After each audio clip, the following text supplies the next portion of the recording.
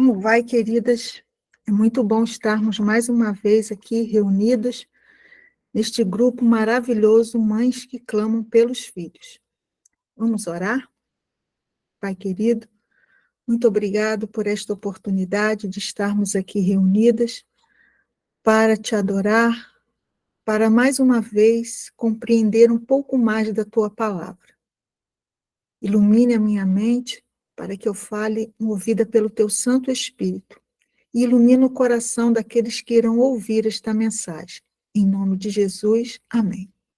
A mensagem de hoje, tem como título O Preço da Incredulidade.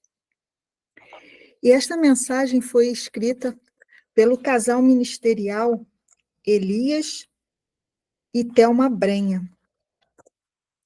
E lá em 2 Reis, capítulo 7, versos 1 e 2, diz assim: Então disse Eliseu: ouvi a palavra do Senhor.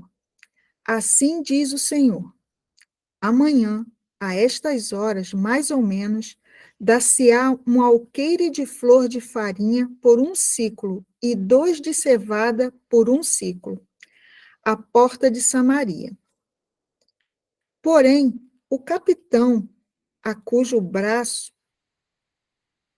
o rei se apoiava, respondeu ao homem de Deus: ainda que o Senhor fizesse janelas no céu, poderia suceder isso? Disse o profeta: eis que tu o verás com os teus olhos, porém disso não comerás. Bom, queridas, essa história se dá na cidade de Samaria. Essa cidade estava cercada pelo exército da Síria e as reservas de alimento haviam se acabado. Uma cabeça de jumento começou a valer 80 ciclos de prata e uma caneca de esterco de pomba, 5 ciclos de prata. Isso está relatado em 2 Reis, capítulo 6, verso 25. Bom, certo dia, o rei Jorão, ele, passeando pelo muro da cidade, ele foi abordado por uma mulher que trouxe um problema muito complicado para resolver. A fome era tão grande que ela havia feito um acordo com outra mulher para comerem seus próprios filhos. Uma delas honrou, mas a outra escondeu seu filho. Quando ouviu isso, Jorão ficou tão enfurecido que rasgou suas próprias vestes e descarregou sua ira contra Eliseu, achando que ele era o culpado por toda aquela desgraça. O que ele fez? Vejam bem, queridas, observe isso, como as coisas mudam, né? O certo é errado e o errado é certo. O rei, revoltado, saiu à captura do profeta Eliseu e enviou seu capitão à frente para prender Eliseu. Quando esse capitão entrou no lugar onde Eliseu estava, ouviu de Eliseu as palavras dos versos que a gente leu anteriormente. O que nos impressiona no relato bíblico dessa história são as palavras desse oficial a Eliseu. Veja bem, ainda que o Senhor fizesse janelas no céu, poderia suceder isso? Em outras palavras, ele estava dizendo, é impossível que isso aconteça. Então Eliseu lhe disse, eis que tu o verás com teus olhos, porém disso não comerás. Entre muitas coisas que podemos aprender com essa história, nós vamos destacar 3. A primeira delas é, mesmo nas crises mais graves, Deus não perde o controle da situação. O que estava acontecendo em Samaria não era fome de pizza ou de batata frita. Nem era uma fome de quem estava fazendo jejum de um dia. Era uma fome gravíssima. A cidade estava cercada, havia tempos, a ponto de haver cenas de canibalismo. Ao rasgar suas vestes, o rei estava expressando seu luto. Era a maneira que ele tinha para dizer: por que Deus não age? Por que Deus não intervém? Essa é a pergunta que toda pessoa que passa por uma forte aflição faz. Por que Deus não age? Por que Deus não intervém? Deus sabia de tudo e estava vendo tudo. Aparentemente, ele demorou, mas ele interveio. Talvez uma das questões mais delicadas da fé seja sabermos esperar pelo amanhã. Eliseu, ele disse o seguinte: amanhã o preço vai cair. Essa foi a primeira palavra de Eliseu. A promessa, olha o que está escrito em A Maravilhosa Graça, uma meditação, página 262. Olha só o que ela diz. A promessa não é de que havemos de ter força hoje para uma emergência futura, de que a antecipada tribulação futura receberá de antemão a providência antes que nos chegue. Podemos, se andarmos pela fé, esperar força e providência em nosso favor, assim que nossas circunstâncias o exijam. Vivemos pela fé, não pela vista. As providências do Senhor têm a intenção de que lhe peçamos justo as coisas de que necessitamos. Olha essa parte aqui. A graça para amanhã não nos será dada hoje. A necessidade dos homens é a oportunidade de Deus. Sabe, queridas, não é fácil administrar as incertezas do amanhã diante das necessidades do hoje. Mas, se acreditamos e confiamos que Deus está no controle, o amanhã de Deus não deve nos assustar hoje. E quando ele chegar, precisamos viver a plenitude da bênção. Ou seja, aproveite a bênção no dia que ela chega. Não fique se preocupando. Outra questão que precisamos considerar é que muitas vezes responsabilizamos Deus e as pessoas por dificuldades e aflições que estamos enfrentando e nos esquecemos de olhar para nossas atitudes e decisões, que muitas vezes são as únicas responsáveis por nosso sofrimento e aflição. Precisamos estar atenta para esse ponto. Israel era um povo idólatra e infiel, e a própria postura do rei com Eliseu é uma prova disso. Então ele lançou toda a culpa da desgraça de Samaria em Eliseu, mas Eliseu não tinha nada a ver com tudo o que estava acontecendo com eles. É o mecanismo da transferência, a síndrome de Adão. Vou colocar a culpa em alguém. Não vou assumir as consequências de minhas próprias atitudes e decisões. Agora há pouco eu estava conversando com uma irmã, enquanto aguardava o link, e isso aqui me chamou muita atenção, porque às vezes a gente culpa uma doença, uma enfermidade, para as más escolhas ou para as decisões que fazemos. Precisamos estar conscientes daquilo que fazemos. Mas o ponto central é que, apesar de o povo estar escolhendo as consequências de suas próprias escolhas, Deus não havia perdido o controle. Talvez você esteja em um momento de dificuldade e diga que gostaria que a solução tivesse vindo na semana passada, no mês passado, e Deus esteja dizendo para você: amanhã, espere. O amanhã de Deus sempre chega com muitas bênçãos. Amém, queridas? Se você estiver passando por uma situação que talvez esteja no seu limite, pense que o próprio Filho de Deus, quando estava no Getsêmani, orou em agonia: Pai, se possível, passe de mim este cálice. E o pai respondeu que haveria ainda mais 3 dias.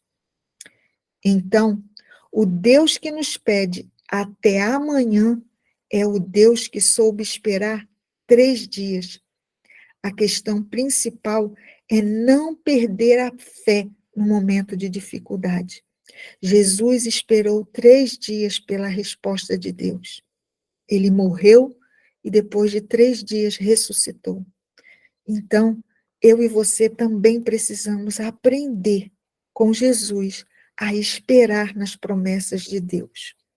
Uma segunda lição que podemos aprender é que, mesmo quando não vemos, Deus está agindo.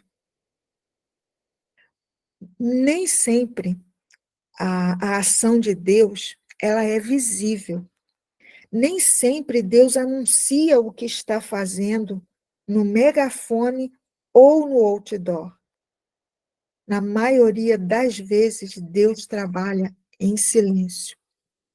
Em 2 Reis, capítulo 7, no verso 3 a 7, diz assim: 4 homens leprosos estavam à entrada da porta, os quais disseram uns aos outros: Para que estaremos nós aqui sentados até morrermos?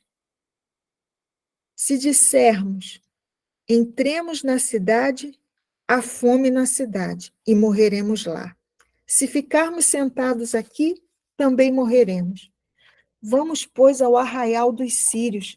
Se nos deixarem viver, viveremos. Se nos matarem, tão somente morreremos. Levantaram-se ao anoitecer para se dirigir ao arraial dos sírios. E, tendo chegado à entrada do arraial, eis que não havia lá ninguém, porque o Senhor fizera ouvir no arraial dos sírios ruído de carros e de cavalos, e o ruído de um grande exército, de maneira que disseram uns aos outros: Eis que o rei de Israel alugou contra nós os reis dos heteus e os reis dos egípcios, para virem contra nós. Pelo que se levantaram e, fugindo ao anoitecer, deixaram as suas tendas, os seus cavalos, os seus jumentos e o arraial como estava, e fugiram para salvar a sua vida. Quem é que estava agindo na vida daqueles leprosos? Deus estava agindo por intermédio deles. A grande verdade é que Deus usa quem quer, quando quer, o que quer, da maneira que quer, e não precisa nos dar explicações com relação a nada. Nem sempre Deus age de acordo com as nossas expectativas. E se o método usado por Deus parece estranho, isso não importa. O importante é que dá certo. Precisamos crer, por trás das crises de nossa vida, que Deus está agindo. O que Eliseu, em nome do Senhor, profetizou, aconteceu. No dia seguinte, 3,5 kg do melhor trigo e 7 kg de cevada estavam sendo vendidos por um ciclo de prata. É o que o verso 16 diz. Nenhuma palavra de Deus falha, amadas. Elas se cumprem no tempo certo e no momento certo. Para nós parece difícil, mas para Deus o tempo dele é perfeito. Pode ser que o amanhã de Deus tenha mais de 24 horas de prazo, mas o amanhã chega. E quando chega, aquilo que Deus prometeu se cumpre.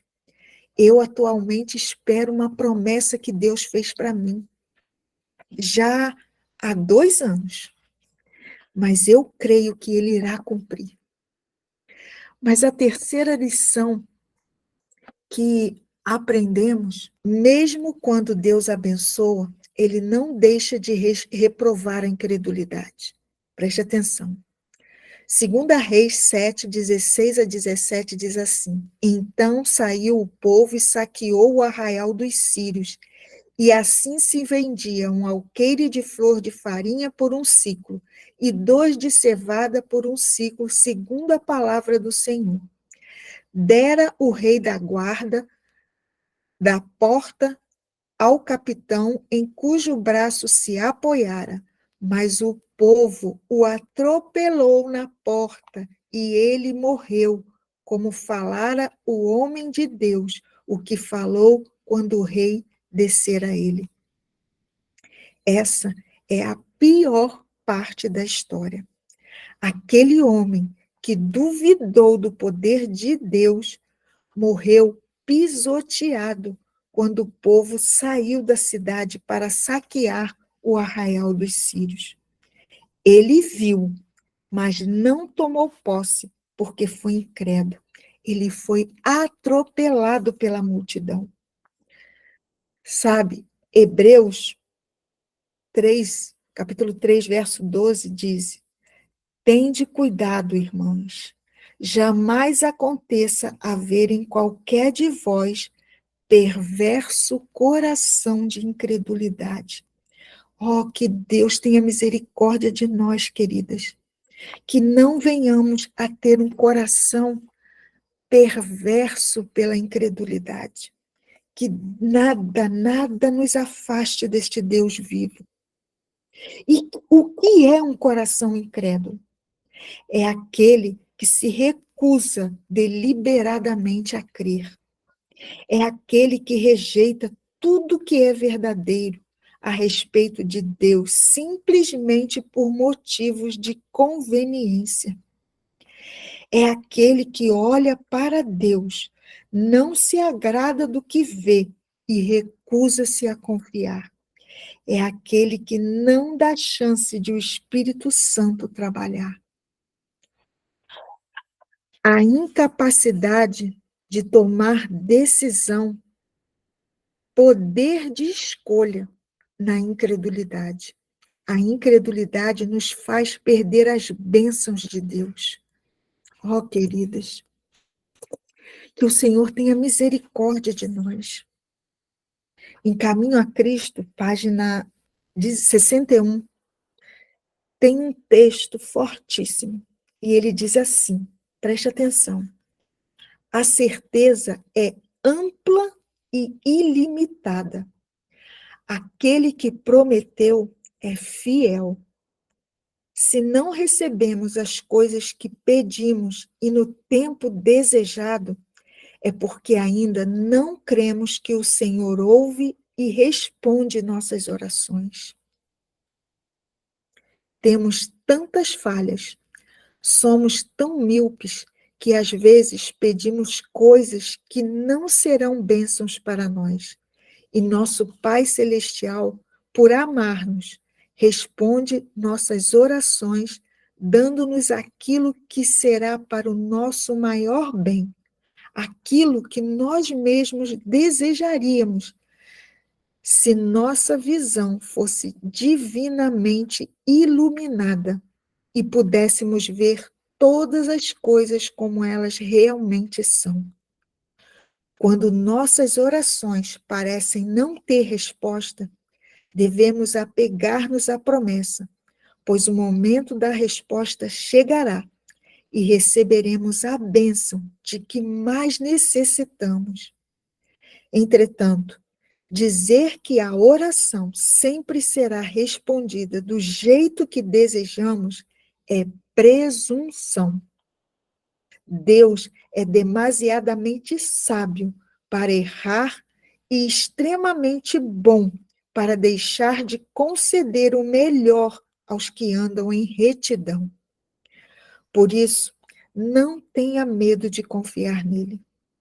Mesmo que não veja resposta imediata para suas orações, apoie-se sobre sua fiel promessa, que está em Mateus 7, de 7 a 11.